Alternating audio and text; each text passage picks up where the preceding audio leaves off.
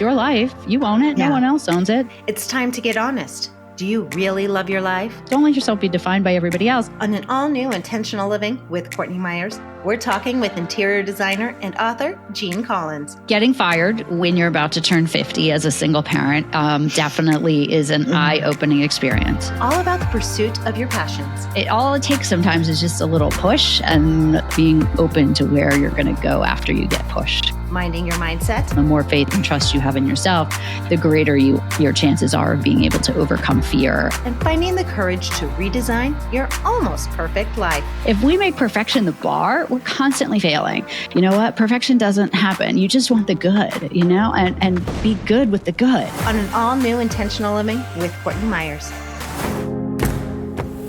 Welcome to Intentional Living with Courtney Meyers, a podcast dedicated to those seeking a more fulfilled and purposeful life through thought-provoking conversation, spiritual exploration, and authentic connections. The intentional movement has begun, and if you found yourself here, you are a part of it.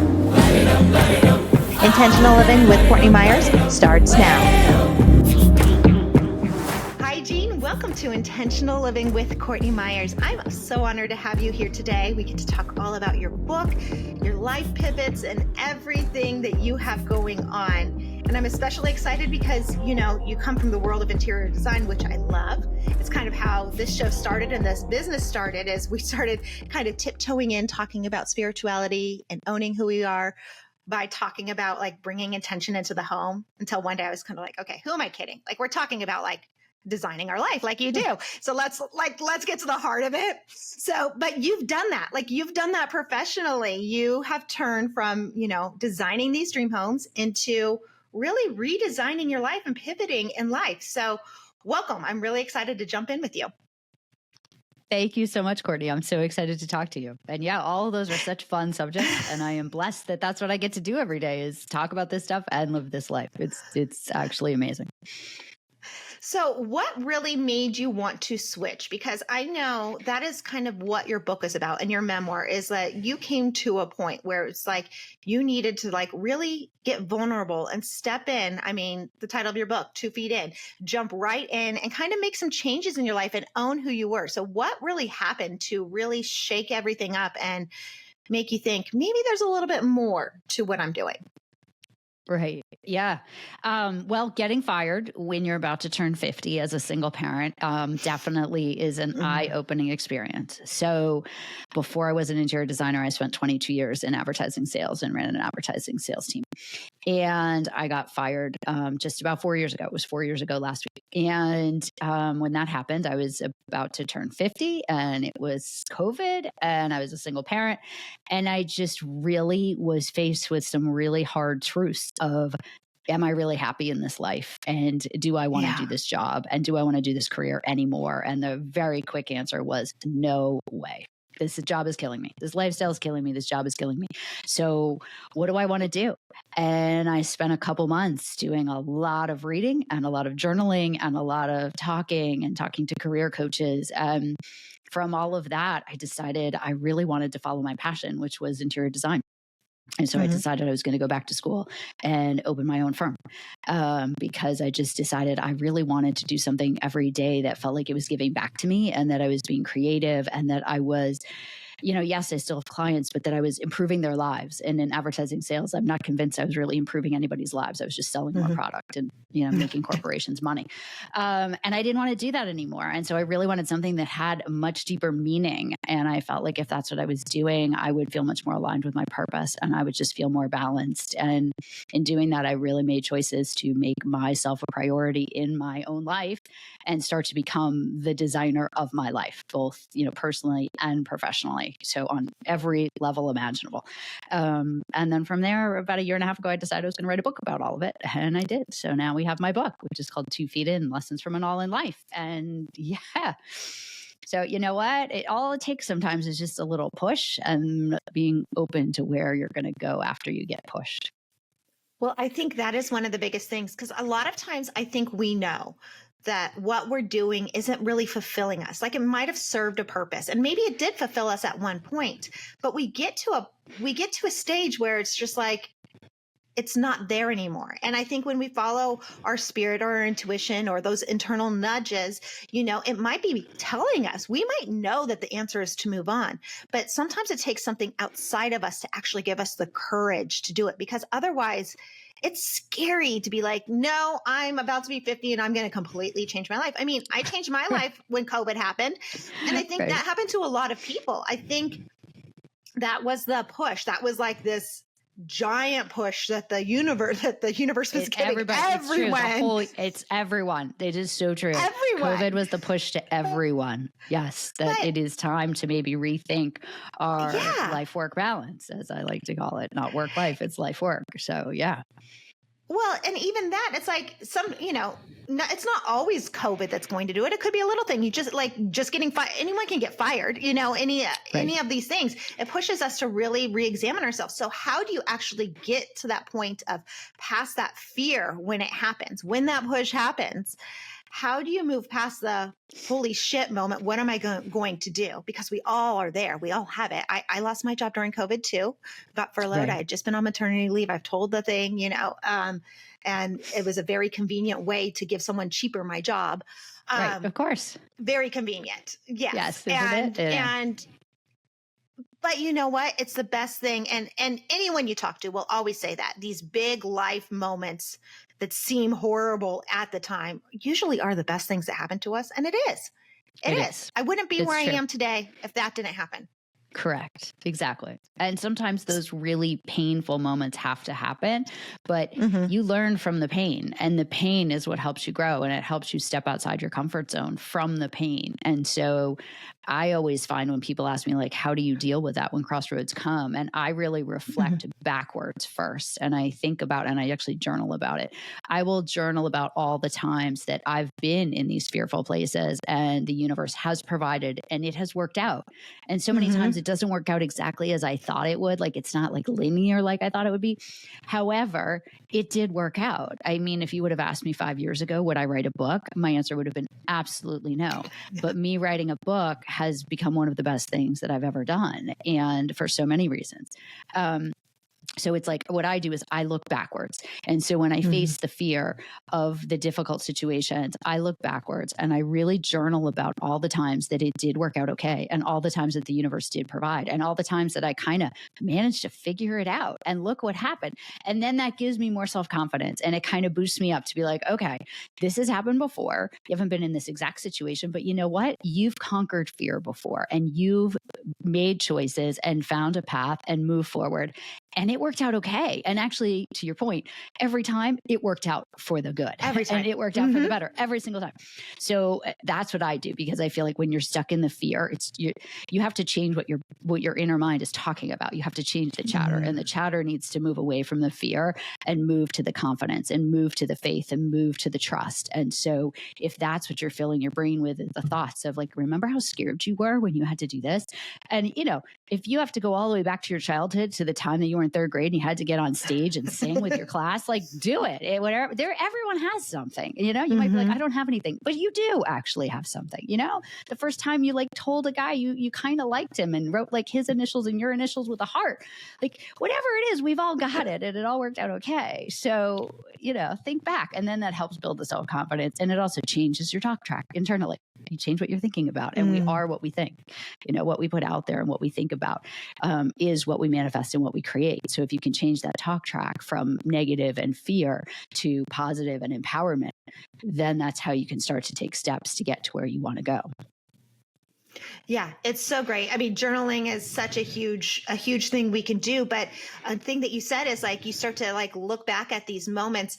We can't be in a state of fear when we get curious. I learned that from Dr. Rebecca Heiss on the show. She's a scientist and talks about your performance. Like, if you can get curious, or if you can start asking yourself questions like, when did this work out? That curiosity cancels fear. It doesn't coexist together.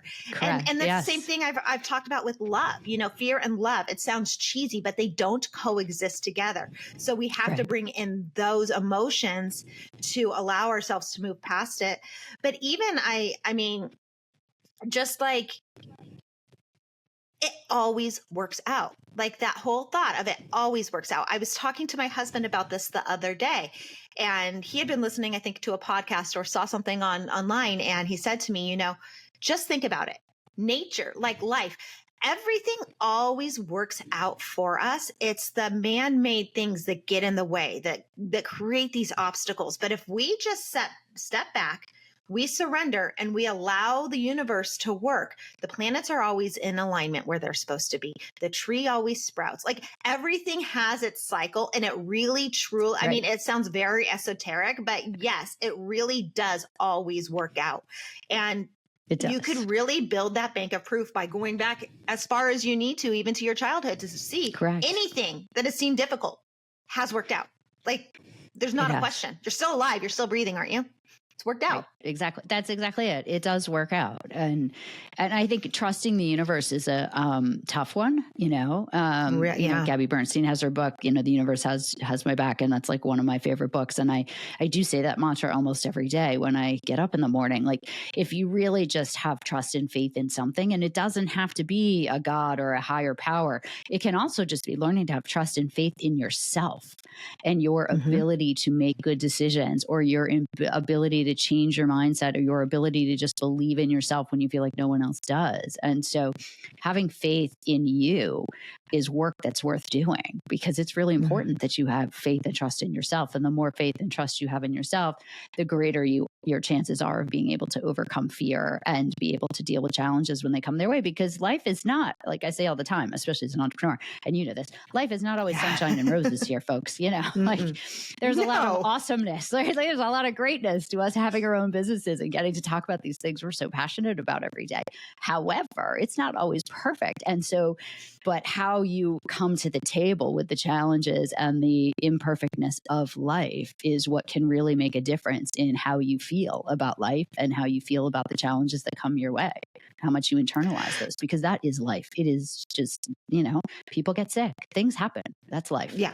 We have to learn how to deal with them in a way that doesn't kill us every time. Yeah. Or feel like it's killing us every time. Yeah. Well, how did you start to build that trust in yourself? Because yes, it is hard to trust the universe, but I have found through my spiritual journey, through my journey in general, it's almost easier sometimes to say, well, the universe is going to have my back. So I'm still putting that trust outside of me, and I'm still questioning myself. So how do you stop, it's like I'm just replacing the people pleasing with, well, the universe is going to take care of it. I don't have to take responsibility, and there's no accountability at all. There's no accountability. And yes, I know like manifestation and working with the universe is a 50-50 job, but trusting yourself, that is not always easy. We have a negativity bias in our mind. It's just the way we are wired. So we're always going to hear that reel on repeat, like, oh, this isn't going to work out. We look for the ways things aren't going to work out. So how do you start to like really change that tape recorder in your mind and start to really trust yourself fully? Because people are always going to, especially as an entrepreneur, you're always getting questioned. Always. And there always, especially as an entrepreneur, are people who don't believe in your platform or don't believe in what you're doing, or, what are you talking about? This entrepreneur thing, go get a real job. It's like, I'm sorry, this isn't a real job. Like, I don't work. I probably work harder now than I ever did. Like, just because I don't work for a public company doesn't mean I don't have a real job. Just because I managed to have some balance in my life and a little more time for myself doesn't mean I'm not really working with a real job. So having trust in yourself. So I have found for me, what has worked the best for me is awareness of the internal chatter. So you talk about how we all have this negative banter, and I talk about like this little bird who sits on my shoulder, and we all have that bird, right? And we have that internal dialogue that's going on inside our heads all day long. And what I've been able to do for myself that I found is very helpful is to make myself aware of that internal chatter when it's happening. And we all do it. It could be something as simple as, you send an email to someone and you're like, already you start they're never going to say yes to this. They're never going to respond. This isn't going to work out. The timing's not going to be like, and like already like your brain is already fast forward to the result, but like you just sent the email, but your head is already way ahead of you into this negative result. And so I found for me, what has helped me the most is really a serious awareness. And I have to work at this. Like, you know, this is not like something that comes easy, but I have to consciously work on, okay, stop, right? Mel Robbins, 5, 4, 3, 2, 1, stop.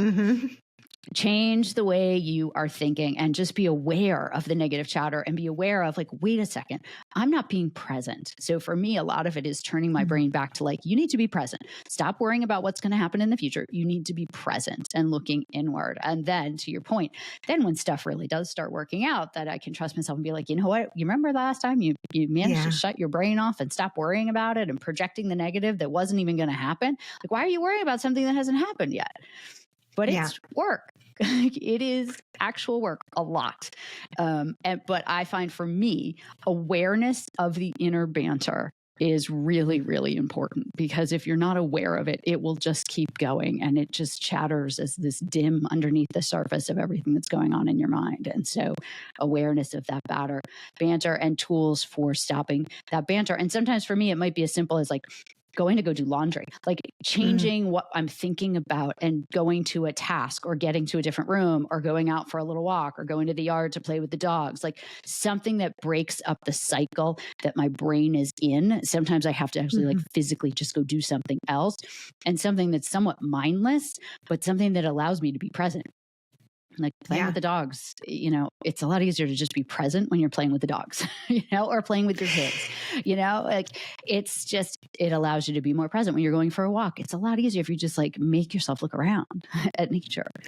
So it's stopping my brain is what I've found works. Yeah. I mean, sometimes that's a big task for someone. You know, I have a hard time. I'm actually on medication for it, trying to stop my brain. There's that, you know, like, there's that too. Don't be afraid of medication. I'm a big fan. No, but the thing is, it doesn't stop it, because, you know, I suffer with like ruminating thoughts and like the OCD type of thinking. So like a very, very low dose I'm on, but it's still like, it just it helps me become aware, I think is what you're saying. Like you're saying before, it was just more like constantly going versus like now I like know I'm doing it and I could be aware of it, but it doesn't necessarily stop it. But I will say, you said something key there, is you get outside and do something different. You change, you know, you get active. It makes you be present. The other day, I just had that happen to me. You know, something was going on with my husband's work and he was talking to me about it. And I was just racing out the door with my kids to go on a play date. And, you know, I could see myself going down the rabbit hole of like, oh, this is going to happen and this is going to happen. And, you know, just go into that worst case scenario. In that but place. The great thing is, we pulled up to the play date. We were going to play in the snow with, you know, my friend and her kids. And literally a couple hours later, I came home. I'm like, wait, what were we talking about earlier? And it had already resolved itself. Nothing happened and everything was perfect. So it's like literally everything was fine. Everything was fine. So we do it to ourselves. We put ourselves in these states of like almost hysteria sometimes. And I don't know if it's a female thing or a male thing, because I feel like men can compartmentalize a lot easier than we can. Well, right. I do think we're so able to multitask, which is such a positive trait of most women, is the ability to multitask, and men can't. But then that means our brain can be doing many things all at the same time, not all positive. And if you're like really trying to focus on being present, if you're really trying to focus really hard on being present, that means you have to not be multitasking. In order to really be present, you need to not multitask. And then that's how you can get those other parts of your brain to sort of slow down a little bit. But we are wired to multitask. We're wired to be talking to the kids and doing the laundry and making dinner. And, you know, the news is on in the background and we're sort of half paying attention. And, you know, I mean, that's like how stuff gets done, is by multitasking, you know? Otherwise, like, life doesn't really function. There's just so much to do. Like, that's just it. And we're capable of doing it. But what it does mean is that we're not 100% presently focused on any one task. And that sometimes can definitely hurt us as women, I think. Well, as women, how do you think we actually learn to become present? Because, I mean, you have to be present with your kids, but even when you're present with your kids, your mind's elsewhere. You have to be present if you're building a business, but like, I mean, I don't know if I'm actually ever truly present in my life. Even having this conversation, I go to my mind, okay, what am I going to do after this? Once I have to get the kids here. This is like, it's like the laundry list keeps going on. And I don't care if you're a mom or a business, like we all have very full lives. And the whole concept of being present, I don't think really true, like it's talked about a lot, but does it really exist? You know what? I don't disagree with you. I think we have to work on it tremendously. I find moments of being present when I meditate, but I'm not someone who can go meditate for 15 minutes and that full 15 minutes, my mind is not going a million miles an hour. It is, but I will find there are moments within that 15 minutes, let's say like 2 or 3 minute intervals where I really am just focusing on my breathing or just focusing on what I do guided meditation, because I find the listening to the guided distracts me enough to try to stay present if I really focus on the person's voice. So for me, that works better than just like listening to gongs for 15 minutes. That I struggle with that one. And I struggle with repeating the mantra because I kind of forget it after a little while. And I'm like, it's not really doing what it's supposed to be doing. But I do find like if I meditate for 15 minutes, I find about at least half of that, I can actually really focus and be present. And then that gives me a little confidence like, okay, wow, you can do that. I do make it one of my intentions very often when I journal in the morning is to focus on being present. And that doesn't mean, like, to me, it doesn't mean that I'm not thinking of the 10 things that I'm going to do after this podcast, for example, because I might be doing that. But it also forces me while we're talking to be more aware that my brain has already moved on to what we're going to do after that and what am I going to do for dinner. And forces me to come back a little bit more to the present if I am making it an intention for the day to try to work on that in little baby increments, but I feel like I'm like you, like I'll be in my office, my daughter will walk in the door and she'll be talking to me and all of a sudden I'll realize like, I really don't know what she said. Like I kind of have an idea what she said. I know the general subject of what we're talking about, but was I really actually engaged in that conversation? No, I was not. Well, I'm trying to just human. Like we're human, you know what I mean? So it's like, don't make the bar perfection. I talk about this in my book. Like if we make perfection the bar, we're constantly failing. You know what? Perfection doesn't happen. You just want the good, and be good with the good. And perfection will happen at little moments of time. Like when I talk about meditating, that's a perfection. It happens at little moments of time. And if you can be aware of those little moments of time, and I talk in my book, like be aware of those little moments of time and just breathe in and acknowledge those little moments of time of perfection, but recognize that if perfection is what you're striving for, that's a losing game. Like strive for the good and whatever the good is and whatever you're trying to do. And then perfection will come in little snippets, but it shouldn't be perfection all the time. Well, we live in a world where perfection is expected. I mean, and I've spoken with other writers on the show before and other people with platforms. It's like we almost curate our imperfect moments before we post them. Right. We're like, oh, this is a good moment where I'm showing myself as a raw reel. And then all of a sudden we're editing this moment to make the imperfect moment perfect. It's like, do we ever let go of that perfection? And even it goes back to like the whole being present. Like, I don't know the last time I was probably truly present, except maybe when I was a child. That's the gift of being a child. The gift of children. Yes, just be so present in the moment. But like, as you get older, it's just kind of like all these different things are always coming at you. Your mind is wandering so much, but like, how do we embrace that imperfect? Like that doesn't, I don't know that exists. Right. No, I think you're right. But maybe that's it. Maybe that is the key, is recognizing the imperfection and accepting it as okay and giving ourselves permission to say, you know what? I'm not perfect. My mind's going to wander. I'm not always going to be present. And you know what? Guess what? That's actually okay. Like, it's okay. Yeah. I have such respect for people who like post on Instagram, especially businesswomen. I'm sure you know them too. I know some businesswomen, they post on Instagram, like they could have just rolled out of bed. And I'm like, if I did that and I turned the camera around and I looked at myself, I'd be like, there's no way it would hell I'm going to do this. Are you kidding me?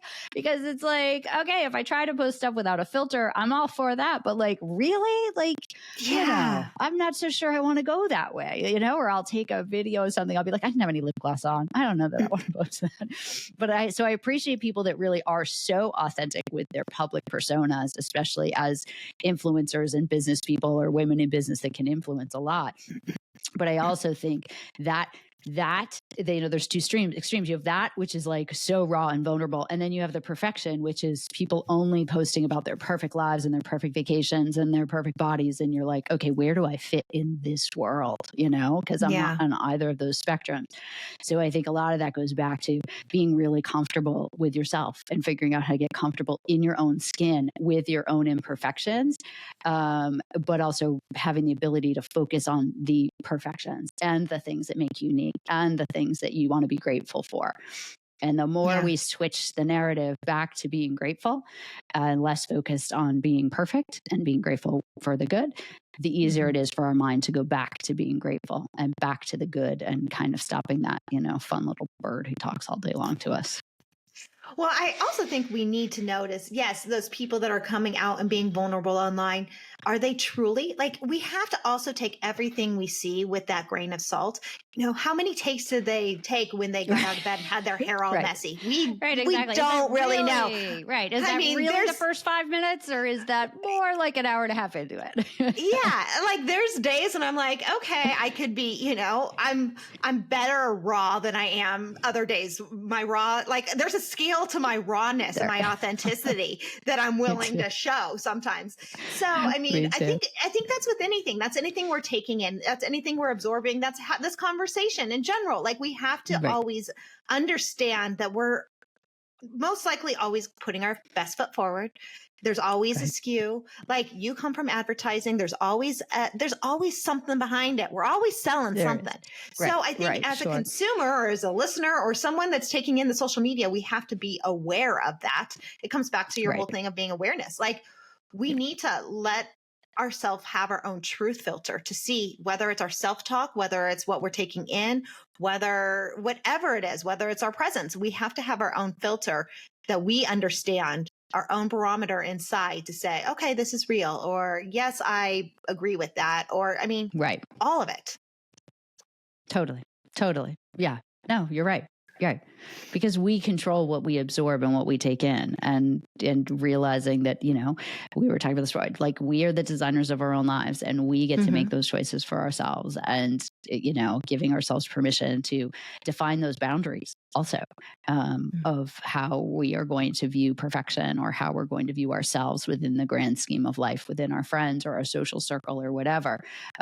We get to define the boundaries of what that life looks like for ourselves. And so I think it's really important to reflect in and figure out, how do you want that life to look for yourself? Because guess what? It's your life. You own it. No one else owns it. So don't let yourself be defined by everybody else, but realizing that it's natural. It's natural to compare and judge ourselves against other people, especially with social media. But recognizing that for us, we have the ability to create those boundaries and define that for ourselves, and define good and define perfection and define happiness and define joy and define how we want our lives to be. That does, we can do that. Well, how do we do that and support our authentic self with, things like bringing our space and our awareness to our home? I mean, as a designer, not only are you designing, a life where you're living your life, you're helping someone shine who they are out into their homes. So how do you combine these two of like, because at this point we're talking about, outward appearances and inward feeling, like how you feel inside. Now you are in the perfect position to talk about this. You're designing an outward expression of self, of someone's authenticity and what they want to see, and matching that to who they are within. So how do you do that? Yeah. So it's such an interesting question because not all interior designers do that. But to me, it's what I have a passion about, is understanding who you are within and working on yourself inwardly and outwardly. And so a lot of times it's getting my clients to think a little bit differently about their homes and their environments and how their homes and their environments can impact the inner them. So for example, when I talk in groups all the time, I'll say, you know, I'll pose this question and everyone laughs. I'll say, so what's the first thing you look at when you open your eyes in the morning? Are you looking at a piece of artwork that inspires you? When you open your eyes and you're looking at the ceiling, what's on the ceiling? Is it just white and flat? Or are you looking at a pile of laundry? And when I say that question in front of a group of people, about 95% of the people chuckle. Because the reality is that most people, if they have children, they're looking at a pile of laundry. And even if they don't, you know what? I got to tell you, my boyfriend loves to put his clothes right on the chair next to the bed. And I'm like, is that where it really needs to go? Because that's what you're going to open your eyes and see. I'm not, because it's on the other side of the room, but that's what you're going to open your eyes and see.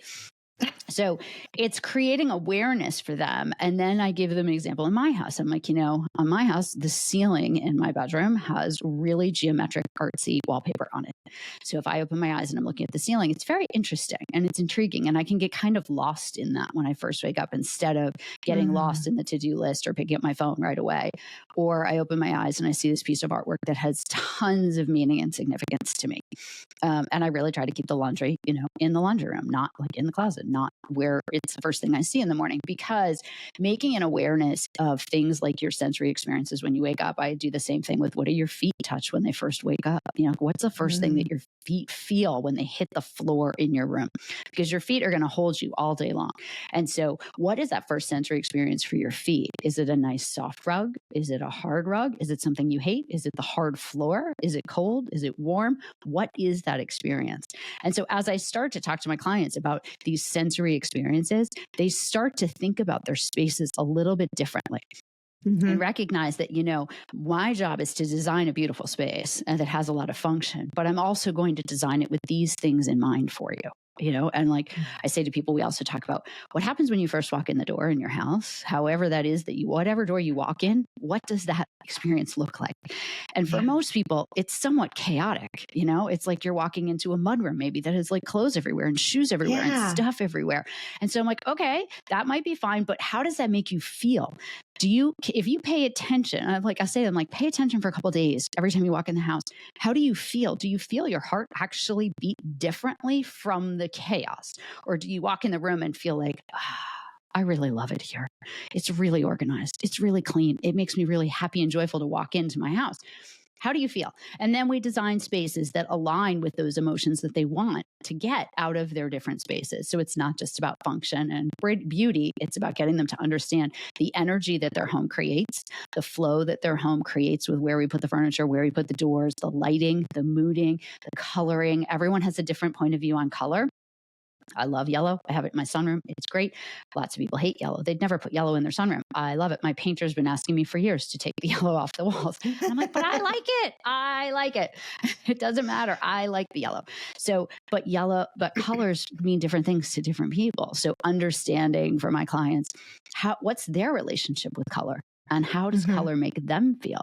Because to some people, yellow wood, for example, can be very stressful, because it can be very gray and dingy, or people have colors that remind them of past experiences or family members that they had. And so it'll be like, oh, I don't want red. My grandmother had a red couch when I was growing up, and I don't want red, right?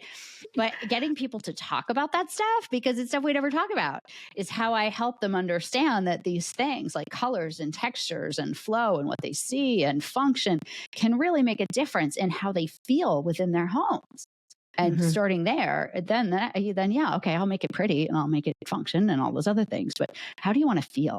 And then when they start to really think about that a little bit more, they start to dig a little more. And then they start to ask more questions, you know, about the lighting and the feng shui and where should the bed be and like all these other things. And plants, I bring up plants to people all the time. I'll walk into people's homes and I'll be like, so do we have an aversion to plants? Why are there no plants? Like, why are there no plants? Or I'll walk into other homes. I'll be like, oh my goodness, you have the most incredible plants. I love that. You need fresh living things in every room. Bring the outdoors of nature in. Living plants is so important to the air and to how we feel about a room, and adding the greenery, no matter what the color palette is in a room, softens a space. And so, but it's interesting how so many people don't even think about plants at all until I'm like, so why are there 0 plants? I have clients, 0. I tell you, zero. 8,000 square foot homes, zero plants. Like, okay. Well, I will say I have one living plant that's still alive in my home after 2 years. And I try, and my husband's almost like put the kibosh on me buying plants because it's just like, I want them. I crave the green. Like, I love that living element. But holy moly, I just overwater, underwater. Like, I'm just like a plant. Plants come to die in my home, but I have one. I have one that's surviving, and it's like right in the middle of the home. So yes, which is great. Like, that's good. Yes, but that's what I would say is that I just spoke with Marie Diamond about this other day, and we don't realize the impact of our home on our energy, I don't think. It is actually an extension of our energetic field. And even when we leave our home, whatever energy our home is emitting, it goes with us. If you are away from your home for 9 days, there's like 9-day cycles. And after 9 days, that's when you start to take on the energy of the other space. But in that, if you're away for anything less than 9 days, like your home is the biggest thing in your life, the biggest essentially energetic container that is influencing you. So we do. I know some people be like, oh, my home doesn't matter, or this or that. Like, you need to take some sort of pride in it. And it's not about following the trends or making everything beautiful. It's about, like you said, what you like. You like yellow, then do yellow. Like, that's what we need to focus on. Like, what brings us joy and light. And it's like, once we really tap into what we're doing in our home and creating that environment and space, we can really start to thrive. And it makes a huge difference. It's a huge difference, a huge, huge difference. And I think, and to your point, so it goes back to awareness, right? So many people don't really think about it. And COVID made us think about it. So everyone was very focused on it during COVID. But then as COVID has, I don't want to say ended, it still exists and is with us, but we have a different life again, right? Yeah, died down. That's an appropriate word, right? It's more off in the distance. It's not part of everyday life, running our everyday lives. People have forgotten and they've moved away from it. And even during COVID, it was so much a necessity of survival that they weren't even necessarily paying attention to it in the frame of a regular day, in a regular year, regular life. How does your home make you feel? Music is another one. It's like the power of music. And it's amazing how many people tell me they love music. And I'm like, well, do you play music in your home? And they're like, oh, no. Yeah. I'm like, well, why? Why not? Why not? Why aren't we designing, why aren't we putting speakers on the wall? Why aren't we designing all this stuff? Like, why? Why isn't there music playing? If music is important to you, music has such a powerful impact on people to raise their moods up and help them feel energetic and, or to calm them or to soothe them. And so it's like getting people to think about these things within their own homes, like, oh, wow, reading is another, this is one of my favorites. I'm going to talk about this for 2 minutes. So reading, I say this everyone all the time. Oh my goodness. I will say to my new clients all the time, I'll say, so where do you go in your home where you can sit down and read? And there's a do not disturb sign, invisible do not disturb sign in front of you where you can go. And every time you are sitting in that space, it is your space and it is your time. And if someone walks by, they are not going to talk to you. And they know, mom, wife, whatever, sister, daughter, like whoever, you are in your space. And I say it's important to read. Go sit there and read, go meditate, go journal, or even just go look out the window. And it doesn't need to be the biggest space. It could ideally be a chair in a corner of a bedroom. It could be a bench that's in a hallway. I saw a video online on Instagram not that long ago of a woman who literally she has a tiny apartment in the city and she had a huge pillow and it was between her bed and the wall, but that was her space. And she had candles and but that was it. Like that is her space. And the importance and significance of the space is that you teach your brain when you go to that space, your brain's point is to calm down and to stop being on the defense and just quiet. And even if you're just going to sit there for 5 minutes, you are conditioning your brain that when I sit in this space, it is my time to quiet. And it is amazing how quickly you can become addicted to the feelings that you get from sitting in that space. And so when I talk to my clients, I'm always like, where do you go do that? And it's amazing how many people are like, well, I haven't thought about that in my house. And I'm like, you can create these little spaces anywhere. It could be in your living room. It could be it could be in so many places. It could be in the hallway. I can take it and put it in part of a closet.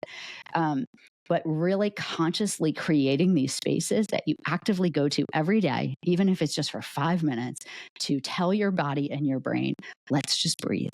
Let's just breathe. Let's just calm down. Let's stop the spinning wheel and breathe. And then it's amazing how people will do that and they'll be like, hey, so I sat there and I read for half an hour. And I'm like, wasn't it great? Wasn't it amazing? Right? I'm like, this is not a place that you sit on Instagram or Facebook. Like, this is a place that you do these other things that are really good for your mindset and are really good for your inner health and your well-being and your emotional well-being. And once you start doing it, you kind of get addicted to being like, I have a chair. If I don't sit in that chair every day, like, look out, like, I will make sure I sit in it before I go to bed. Just because, like, that is kind of where I go center myself, is in this special chair that sits in my bedroom in the corner. So that's, things that I help clients with in terms of, like, there's so many little things that you can do to bring wellness into your house if you just become aware of them and start to pay attention. Well, that's how this whole thing began. That's how this whole journey began. That's why we're sitting here on this podcast. I started talking about bringing intention into the home and getting intentional about your spaces. Like, okay, it's a little cushion between my couch. Like, you set the intention that that's your space where you're going to go unplug and you're going to center yourself. I don't think we realize the power of those intentions. And also, just like you said, bringing artwork or books. Like, okay, maybe you don't have an hour to sit and read, but if you have a home full of books, you're bringing in wisdom, you're bringing in knowledge, you're bringing in wealth, you're training your brain to see that. If you're playing the music, you're setting the tone. If you're in a bad mood, it just instantly lifts it. Like, all these little things that seem so ambient and not like a big deal actually have such a huge impact on our everyday. And I love how you were talking about what is the first thing you look at in the morning. I mean, that's high on my to-do list, is to redo our master. That's one thing my husband and I did when we moved, is we decided that we aren't putting a TV in our room on purpose. And so that we don't just have that, my parents have the news on 24 hours a day. They go to sleep with it on. Like, that's what they're sleeping to, subconsciously hearing, and they're waking up to it. They're subconsciously hearing the news, which is horrible. That's terrible. It's terrible. It goes back to, like, the perception. Like, there's always an agenda behind anything that you're seeing. I worked in television advertising for years. You worked in advertising. We know there's an agenda behind everything, right, wrong, whatever you believe. I don't care. Right. There's just an agenda. So we need to be more consciously aware of all of our surroundings, and our home is the biggest thing that will impact us on a daily basis, from when we wake up, walk out the door, and what we do when we come back in. It's like, correct. It's a big deal. Thing we have control over too. So many people who leave the house and go to a job, right? Even though I know fewer and fewer people who actually leave the house and go to a job, but it does still exist. You don't necessarily have any control over that environment, or not a lot of that environment, but your home, you do have control over that environment and how it looks, how it feels, how it smells. Is it clean? Is it cluttered? Do you have candles? Like, you can go to Home Goods and get really inexpensive candles that you can use all the time. Like, it's really nice to walk into a room that smells nice, and pay attention to how that makes you feel. If you walk into a room that smells like, oh, wow, fresh. Okay, this is nice. So these little things, and sometimes men laugh because they'll be like, they don't want to pay much attention to that. But then once, it's in their home, they're like, yeah, that's actually not such a bad idea. I'm like, no, it's not. Right. But beware of beware of the smell, because one day I picked up you can room have stuff spray. That's awful. Yeah. Oh my goodness. I swore I picked up a vanilla room spray, and I came home and sprayed it everywhere, not thinking about it. Of course, my husband's out of town at this point. Right. And I'm like, what is that smell? It literally smelled. It smelled like I walked by the fragrance counter at Macy's about 15 times and was just doused in men's cologne. And I'm like, thank God he's gone for a couple of days, because he's going to think I had a bunch of men in this house. Right. But I mean, so yes, be aware of what the smell is you're bringing in. And everybody has a different opinion of smell too, right? It's just like color. Everyone has a different opinion of what smells good, or smells bring back memories for different things for people, right? But it's so it's like, just once again, just being in tune to what those things are and how those smells make you feel, and how do those maybe energize you or excite you or calm you down, like lavender. I'm obsessed right now with lavender, rubbing it on my wrist before I go to sleep. It's so great. Like, I just love the smell, and it's so calming and soothing to me. And now I think my body's conditioned, like, oh, smell that, it's time to go to sleep. I was like Pavlov's dog, but it's working. Like, it really works. Like, I actually go right to sleep, but it's an awareness, and it's also a desire to want to become aware, and a desire to want to understand how our environments make us feel, and how we can feel better by paying more attention to our environments. Yeah. Well, do you talk about this in the book as well? I do. Yep. I talk about, there's a whole chapter, actually. There's a whole chapter about this. It talks about that. I talk about offices, things that you should include in your office and consider in your office to like recognize it's a workspace for a home office, but it's also very much needs to be a sanctuary. And so I talk about the benefits of standing desks and lighting and plants, artwork, having a place to sit, after you have stressful calls. How do you unwind? What do you do? Where do you go? I talk about gyms a lot. I love designing gyms. Gyms are so much fun. They can have an energy to themselves, which is so fabulous. So there's a whole chapter in the book about how you talk about actually specifically interior design for your homes, and a lot of the questions that I ask new clients, which get them thinking and get them started on that design journey. I love it. So where do we get it, and how do we work with you? Yeah, so my company is called Jermar Designs. It's JERMAR Designs. You can find me on Instagram, at Jermar_designs. You can find me online, jermardesigns.com. And my book that I just wrote is called 2 Feet In, Lessons from an All-In Life. You can find it on Amazon, anywhere you would order a book online. I also recorded the audiobook. If you want to listen to me for 5.5 hours, you can listen to me talk. I'm actually told it's pretty good. So, which is, like talk about being curious. I had to learn a whole new skill set learning how to record my own book. So you can get it anywhere you would get an audiobook as well. So I encourage people, buy it, write a review if you like it, share it with friends, reach out, DM me, tell me. Most people say like, oh, chapter 2, I could totally relate. And I get these great messages from people about things that inspired them or things that they could relate or connect to as part of my story, which always makes me feel so good as to why I wrote it. So yeah. I love it. And I think, I would listen to the audiobook. I was going to say earlier, I like, you have a great voice. Like it comes across really well. So I'm sure it's a great listen too. So thank you so much. I'm so honored to get to meet you today and really just dive into all the creating our spaces. I think that's overlooked a little bit, and it has such a huge impact on our life. So it's beautiful. And I love that we got to have this conversation. Me too. I'm so glad. Thank you, Courtney, for letting me come on and talk about something that I am so passionate about. So thank you for letting me share that with your audience. It's truly a pleasure. And that's it for today's Intentional Living with Courtney Meyers. Thank you so much for listening. And thank you, Jeanne Collins, for joining me in a great conversation all about designing our lives and becoming more aware of our external and internal environment. If you want to work with Jeanne or get her book, I'll put all the information in the show notes below. And as always, you can find Intentional Living with Courtney Meyers and Intentional Media on our website at CourtneyMyers.com. That's where you'll find our books, our courses, and everything else we have going on. I'll talk to you soon. Bye.